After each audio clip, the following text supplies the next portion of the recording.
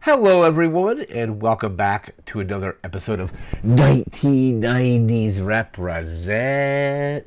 We're still in our second cycle in 1996. In this episode, we're talking about Twister. Just a huge, kind of big budget action movie, yeah, there's a lot of action in it about a group, or two groups, I should say, technically, of storm chasers basically trying to study tornadoes. So, got some notes here about it. We're going to go through those, and we're going to talk about the plot and all that kind of stuff as well. I recently rewatched this movie because I was at a Walmart and they had Twister in the like $5 DVD bin. So I picked it up. Sometimes you can get some great movies out of there, or like great collections of movies. So picked it up. Had a pretty good time watching it. I definitely don't think it's Jan de Bont's best work. I think that's probably going to still be Speed. I think it's a step down from Speed, but it was still pretty entertaining. So I got my notes here. We're going to go through these and then discuss all of that. So we pull it open here. There we go. So Twister, first release May 10th, 1996. The poster over I think, yeah, that way. Says May 17th. It originally was going to be a May 17th release, but they actually pushed the release forward a week, apparently to kind of not release at the same time as the first Mission Impossible movie with Tom Cruise. So they pushed it forward a week to kind of not have to compete with Mission Impossible. They would still be competing overall, but at least it wouldn't be on the same weekend as that. Apparently, it had a budget between 88 and 92 million dollars. It ended up grossing 495.7 million, so it definitely made back its budget and then some. It was the second highest grossing movie of 1996. We haven't gotten to the other movie yet, but I'm assuming that that's probably Independence Day. That's probably like the safe bet is probably Independence Day being the highest grossing, and then this was the second highest grossing movie of that year.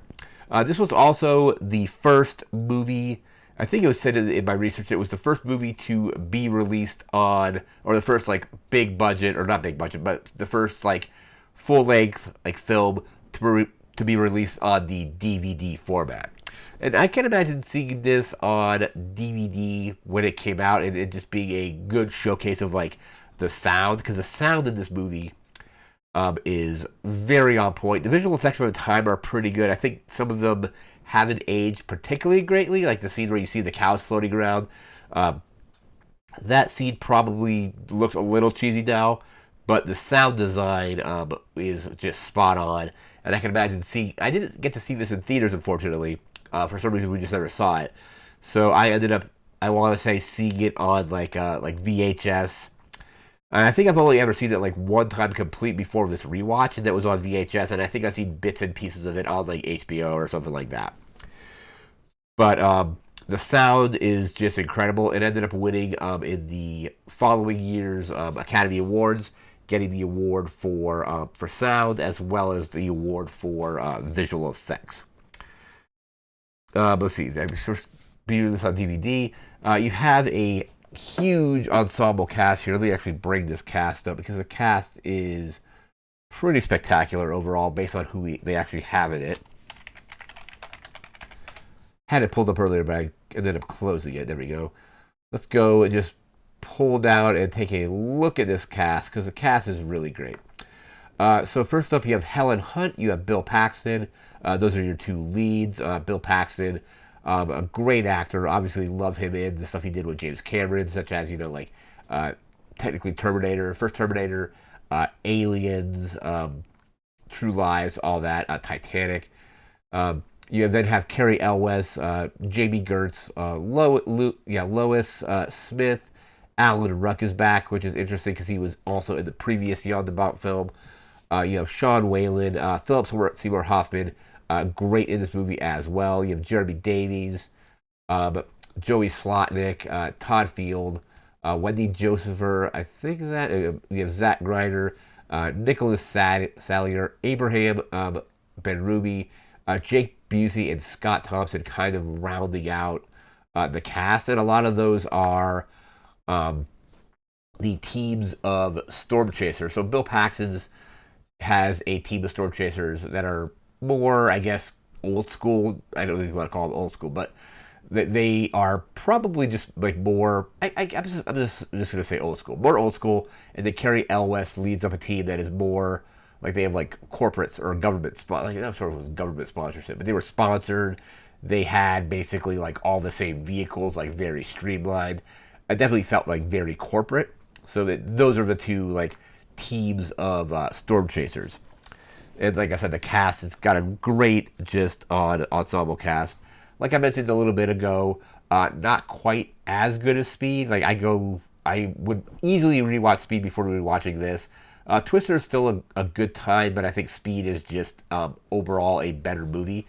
I don't know how many films Jan de Bont has made. Let me actually bring that up here. Because his first one was Speed, even though he was the director of photography on a lot of other stuff before directing. So directed Speed, directed Twister, Speed 2, SL, he didn't direct that, directed The Haunting, directed was that the second Tomb Raider, Cradle of Life? Yeah, Cradle of Life is the second Tomb Raider film, and that's the last film he's directed. So, again, Speed, Twister, Speed 2, The Haunting, and Lara Croft, Tomb Raider, The Cradle of Life. Obviously, probably his best easily is going to be Speed for me.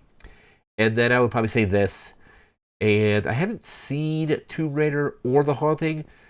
Speed 2 is just really bad, but it's not necessarily badly directed. I think the action in Speed 2 is actually still decent.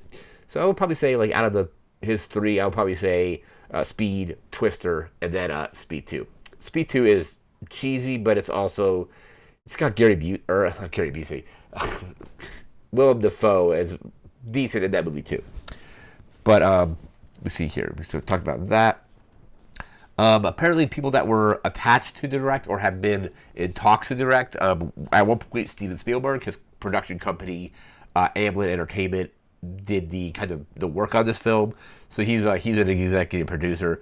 But he at one point was potentially going to direct. They were in talks with James Cameron. I think James Cameron actually would probably be a directorial step up. I don't know how he would have gone about directing this. He would obviously get great work out of Bill Paxton, but I don't know if like how it would turn out. It would be interesting to see what he would have done with it. Other directors include Tim Burton. That would just be. I would actually really like to see what Tim Burton's take on this would be as well. John Badham was another, but then apparently Jan de Bont was brought in after he, and I didn't know this in my research, was initially attached to the Godzilla project and left over like creative differences. And after that, he was basically invited by Spielberg to kind of like to potentially be a director based on how good Speed was. So he left Godzilla to do that. Didn't know that Michael Crichton and Anne Marie, I think is his name. Let me bring the writers up here. I think I just saw it earlier. Michael Crichton and Anne Marie Martin were the screenwriters, so I didn't know that he had a hand in it. The studio apparently was at first reluctant to hire Helen Hunt because she had only really done TV up to that point, like Mad About You, stuff like that. But she maybe was in like a few smaller like roles, but this is like I think like one of her first lead roles, and she was actually Jan de Bont's first choice to play that character, and like he said, basically kind of like went out on a limb for her to get her that role. Let's see here. There was just a movie's PG-13, but there's just a really funny quote from the MPAA. It was something about being rated PG-13 because of quote intense depiction of very bad weather. So I think that's kind of interesting.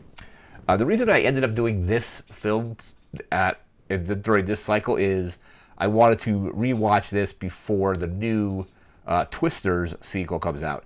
Don't exactly know how it will tie in with this one, or if it will tie in at all. There is a scene where Glenn Powell is talking to somebody. I don't think any of the characters are really related to the characters in the original, but they have a thing that looks like the Dorothy like probe or like sensor like launching thing, and they're talking about destroying. He's like, you thought you could destroy a tornado or something, or whatever the quote in the trailer is, which I don't know. So I think that is completely unrelated because what they're doing in this one is they're trying to launch this thing into a tornado that has all these sensors that can basically just be like, it'll measure wind velocity and like pressure and all that kind of stuff. So that is that, and now we're going to get into our plot. Plot's pretty simple. I think the movie starts out in like the 1960s or 1970s. There's a really bad tornado that runs through, and it basically is affecting Helen Hunt's character's family. Like they basically evacuate their house, go into their tornado shelter, and the tornado is bad enough that it rips the door out the tornado shelter, and her dad goes flying off with it. We cut forward to like the mid 90s, and Bill Paxton is driving with, I'm gonna not remember the actress's name, so let me just pull this back up. Let's see here. Driving with Jamie Gertz to meet up with Helen Hunt to basically sign some divorce papers. So he wants her to sign those so he can marry the lady he's with currently. They eventually meet up with the rest of his team. They talk about the kind of Dorothy machines and about how they're designed to kind of just measure tornadoes by basically launching these probes up into them that all like hundreds of them that have different sensors, and it'll give you like all kinds of information about the tornado. There's a rival team of storm chasers that are also chasing tornadoes in the area, and that's led up by Carrie Ellis's character. And they basically like have stolen the idea for the Dorothy thing from Bill Paxton, and they're basically trying to essentially do the exact same thing. So there's kind of like a rivalry between these two storm chasers, or teams of storm chasers. Bill Paxton has like a knack for like being more in tune with, like, he's like, hey, the tornado like is doing this, so it's not going to stay on the same path, it's going to shift. So he can kind of like know what the tornado is going to do, even just based on kind of based on instinct, I think. But yeah, they chase after a couple tornadoes. They lose a couple of the like Dorothy, like they lose like one of them. And there's multiple tornadoes that they're actually chasing with this movie. So like they're chasing those for a while. They go to a town where I think like Aunt Meg is the character, and they're all hanging out. She's cooking food and all that kind of stuff for them. Another tornado is like rolling through. There's like a scene where they're like on a bridge, and there's these three like water tornadoes that are flying around. That's where the flying cows are just going around, and the CG on that looks a little bit cheesy now. But then basically another really big tornado comes through, levels most of like an area, and then another tornado is heading to where the Aunt Meg character is, and that kind of like wrecks her house. She survives, but like her house gets completely like shredded in the process. And then they're trying to get the Dorothy things up there. One of them like gets like knocked over.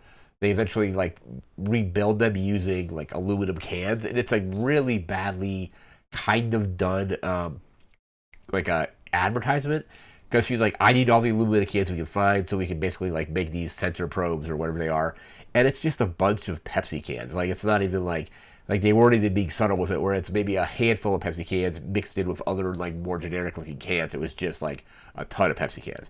But they rebuild a bunch of the sensors. They end up like still like losing some of them. It's like they have one on the road, and it gets like the tornado doesn't pick it up, and it basically knocks it over and scatters all of the sensors all over the road. They end up basically finally getting it to take one of them up, and Bill Paxton and Helen Hunt's characters are like in a basement, and they like tie themselves to like the pipes in there. So it's like an F5 tornado, like one of like the stronger ones. Or like I think there's only one person in the movie that had dealt with that before. That was Helen Hunt's character at the beginning of the film. But basically, the character, Jimmy Gertz's character, the love interest or the initial love interest of Bill Paxton is like, you know, like she's like, you're definitely like more in love with Helen Hunt than you are with me. I'm out, and that's kind of the vibe, because there's like definitely a tension between Helen Hunt's character and Bill Paxton's character. And basically, like, I guess, like, she still signs the divorce papers, but I guess at the end of the movie, they probably just don't turn them in, I guess. But the visual effects in this movie for the time were pretty good. Like I said, they kind of haven't aged amazingly well, but the sound, even by today's standards, is still really good. I'm looking forward to see what they do with the sequel. And, like, Glenn Powell's in it, and Glenn Powell is great. He was, like, really good at Top Gun Maverick, really good at, I think it was called Devotion. And his career, like, since like being Hangman and Top Gun has just been going like up and up and up. I probably need to watch his new movie Hitman at some point. But yeah, I definitely see him getting a lot of just big roles like this. So I'm looking forward to the sequel. The original was still a lot of fun. Like I said, like compared to Speed, it's a little bit not quite as good as Speed, but still a fun movie to check out. That's going to do it for this video. We'll be back again in a few days with another video game or computer game from this time period. Don't exactly know what that's going to be just yet, but we'll be right back with that in a few days. But again, that's going to do it for now. So thanks again for watching. Take care and have a good one. See ya.